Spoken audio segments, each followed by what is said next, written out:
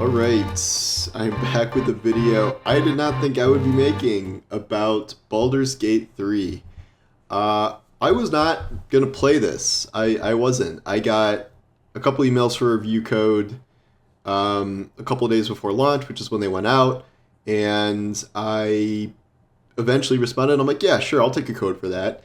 And I was going to, maybe dabble in it, but then I heard everyone just going nuts about it and saying it was a potential Game of the Year contender, which it is, and I wrote about that today, saying it's, one of the best RPGs they've played.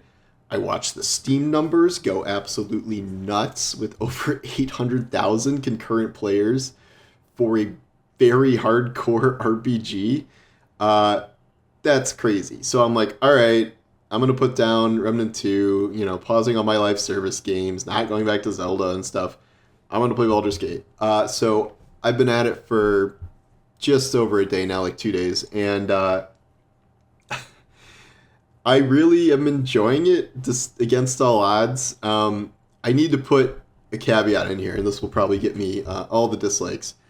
I do not like turn-based combat, and this is not just a Baldur's Gate thing. I have not liked turn-based combat since Pokemon, like when I was a kid. I get its RPG roots, but even back then, I'm like, I wish I could just like fight with these Pokemon. And then when Pokemon Stadium came out, I'm like, oh, this is gonna be it. We're just gonna fight, and it was still turn-based, and I'm like, I don't like it. And so this has been true through the years. Things like Coder, things like most of the previous Final Fantasy games. These are good games at their core, but I just don't like turn-based combat, and I still don't like it in Baldur's Gate 3. I just need to separate out the fact that I personally don't like it the way some people don't like FPS games or sports games or whatever. I am not saying it is bad. I am not saying if you really enjoy it, that is bad. I know a lot of people really love it. I also do not have any sort of Dungeons and Dragons history where this game is Dungeons and Dragons literally brought to life, so I have no real connection that way. That said, that's sort of how good this game is even if I am not the biggest fan of its main combat system, the way this game is handling exploration and story and characters, even this early on, is incredible. I absolutely love how it is presenting different scenarios, different resolutions for those scenarios. It feels like, going back to, the glory days of BioWare. Like, BioWare obviously worked on earlier Baldur's Gate games, but I haven't seen really anything like this in an extremely long time. You have like Bethesda games where it's like, are you going to blow up this city or not blow up this city? And like, if you kill this NPC, like this quest line is canceled. But like, this goes to such a next level that it's hard to even find something to compare it to. And if you can find something to compare it to, I'm not like really well versed in this genre specifically. This is such a modern take on it, where this studio, Larian, who has no corporate overlords, and is smaller than most studios. They've been working on this for 6 years or something. I think this started as like a Kickstarter project or something. They have done just an absurd amount of work here with the character work and the performance capture and the voice work they're doing here. Every single encounter is memorable to some extent, and there are all these situations presented where there are multiple ways to proceed, multiple ways to succeed or fail in a lot of instances, and just a seemingly infinite number of ways different quest lines can play out. This also can translate into combat. I read someone talk about how there's a bunch of skeletons on the ground they thought were going to be resurrected, so they went around and stole all their weapons and hid the weapons, and then they were resurrected, and they didn't have any weapons. So like fun things like that can happen, but mostly in terms of the story, this is what I kind of thought would happen too. So I knew it was turn-based, so I'm like, I'm probably not going to absolutely love combat here. So I went a bard, and I never play the charisma speech classes in like any games like this, or put points into that, or perception, or like intellect, or whatever it is that gets you past like a bunch of dialogue checks. But I did that here because I thought it could let me talk my way out of a lot of situations, and it can. Of course, the difference here is that it's not just like, are you higher than this number? It is a literal dice roll. You get the 20-sided die from Dungeons and Dragons, you roll it, and then you get bonuses based on your class and your abilities and stuff. So I have like +5 to persuasions, whatever the dice gets, I add 5 to that. So it allows me to pass a lot of dialogue checks and resolve situations generally more peacefully. Sometimes there are persuasions that are violent. But that is something I'm really enjoying, and when things fail, that's also fun too. I enjoy this being a game where you don't necessarily feel like you're making the wrong decisions, even if you are making a decision that fails or you fail your dice roll. I think it's important to just kind of roll with it. Sometimes if this leads to a combat encounter and you die, you go back and you do the dice roll again, but that doesn't happen often. One thing I've learned is you really gotta save very often in this game, or else you'll be set pretty far back. So this is something I was not expecting. I truly don't know if I have the total amount of time I would need to sink into this, because it is a massive game, clearly. I cannot, like, combat encounters alone, it can take a while because you may have to go back and retry them and figure out different tactics. So figuring out how to beat those alone can take a while. But the sheer amount of dialogue and character work here, and how much you can talk to your companions, we know there's going to be tons of relationships with characters, both friendship and romantic. Obviously, I'm going to romance the big demon lady. Why would you not do that? And the magician guy was trying to hit on me already, and I'm like, no, thank you. I've got my eye on someone else. Thank you very much. And it really does feel like a flashback to when Mass Effect was like really, really good, or some of the best parts of Dragon Age, which were obviously all kind of rooted in the early mechanics of hardcore RPGs like Baldur's Gate.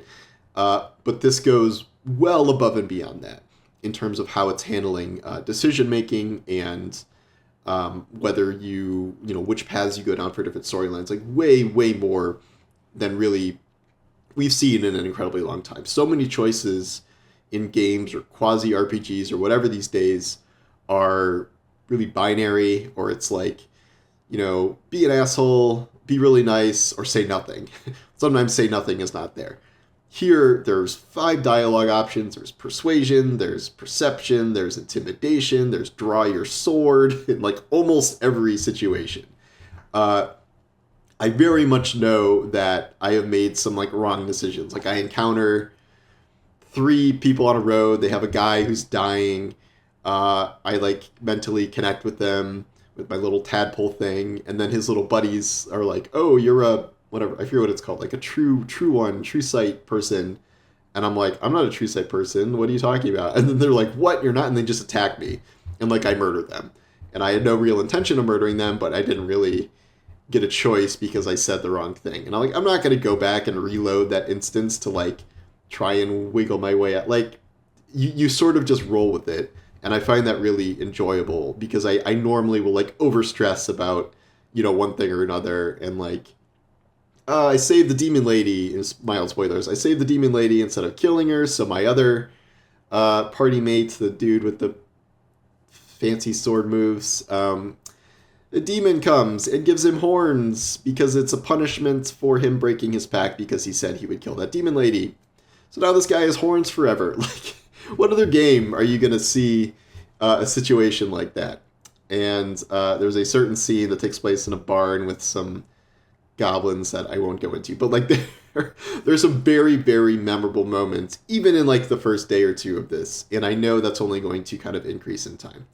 I'm very much enjoying this, and that is me not even really liking the combat, or being like, I'm just sort of too dumb to comprehend how to be good at this combat. Like, I guess I could watch a million tutorials and stuff, but like, I'm just sort of blundering my way through fights or failing and being like, I'll come back later when I'm a higher level.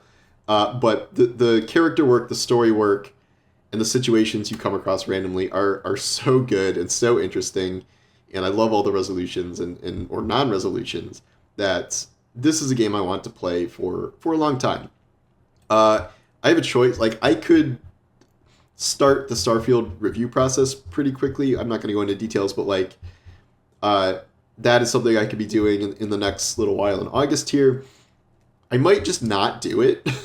I might just play Baldur's Gate all month and then just play Starfield at launch. A lot of that will depend on if I hear my progress in Starfield gets wiped at the end of this, which happens a lot of the time, because I don't really have time to sink 80 hours into a game and then have it deleted and have to start over.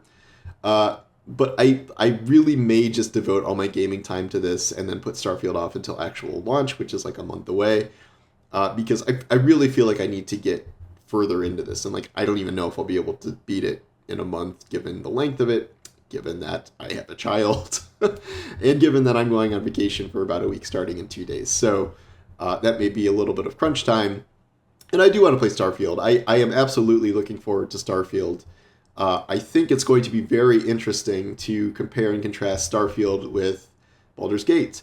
Obviously, I personally will like the combat and exploration a bit more, or a lot more, in Starfield, but the character stuff I'm very curious to see about, because we still have our Bethesda, like, mostly stare at you in the face dialogue, and they've said it will be a little more involved and hardcore than maybe it's been in the past in terms of like choices and stuff, but I would be amazed if it was anywhere close to what Baldur's Gate is doing here. So that will just be kind of an interesting point of comparison. Not that one is, going to blow the other out of the water or anything. Like, I still have very high expectations for Starfield, but I've really been surprised by Baldur's Gate, and in a way where it like I knew there was going to be a big population, or at least a very vocal niche population that was going to be into the return of a super hardcore RPG. I was not expecting this to be such a mainstream hit. Larian, the developer, was not expecting this to be such a mainstream hit. This is reportedly, these numbers are 8 times higher than the concurrence they were expecting for this. Truly, like, this has crossed so many boundaries to people that, Baldur's Gate was 20 years ago. And, like, I understand that, Dungeons & Dragons has risen in popularity now, and, like, cool kids are playing Dungeons & Dragons. It's not this nerd pastime. I think Dungeons & Dragons sounds awesome. Like, I just don't have people to play with. I don't know how to play it all.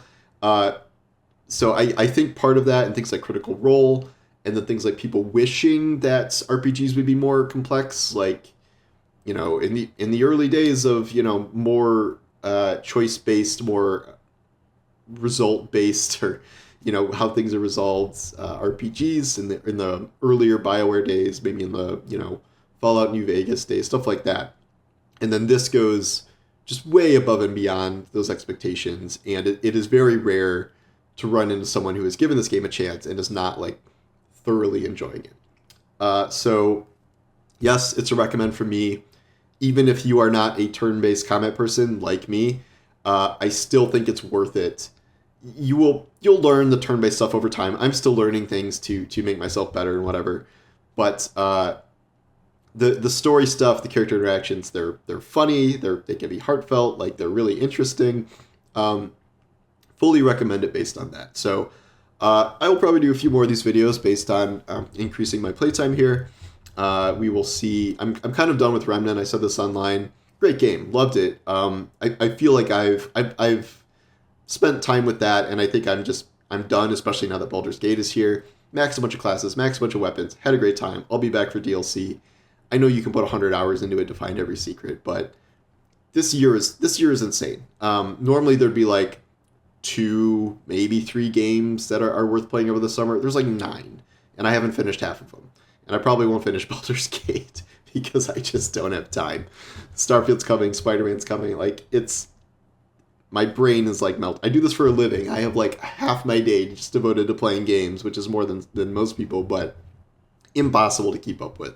Totally impossible. But yeah, so super impressed with Baldur's Gate. Super impressed with its performance and concurrence, and it's already #1 on PS5 pre-orders right now. I don't know why it's not coming to Xbox. Timed exclusivity. I don't know, but they're missing out. Get it on PC. It's, if you have Xbox or whatever, like, just get it on PC. It's great on PC. I have to believe this sort of turn-based, the whole thing is your mouse essentially. that works better with a mouse as opposed to a controller, but whatever. So yeah, great game. Gonna play it a lot, I think, and I'm looking forward to hearing what everybody else thinks about it, in addition to all the rave reviews I have read online. So thanks for watching, and I will talk to you later. Take care.